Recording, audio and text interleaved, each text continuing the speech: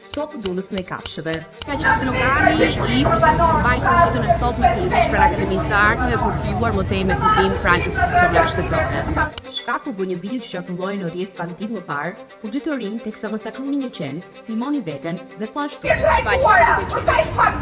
Ishte shumë e trishtueshme, nuk mundesha do ta shikoja deri në fund. Nuk ishte asgjë për qeshur nga nvidia.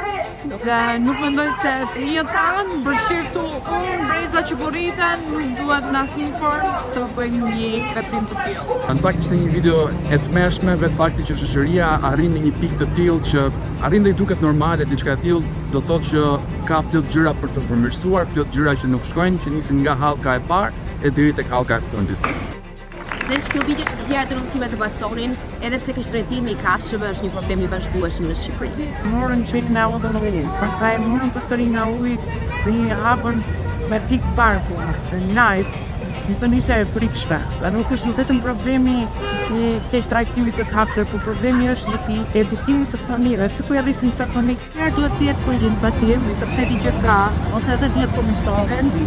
Concerning to society here. You start off with animals, more specifically children. You don't know where it ends up in life afterwards. They could be abusive towards their spouse, they could be abusive towards their own children.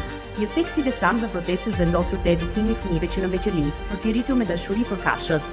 Dhe për të ushqyer nga ata parimi se çdo krijesë që vjen në këtë tokë meriton të trajtohet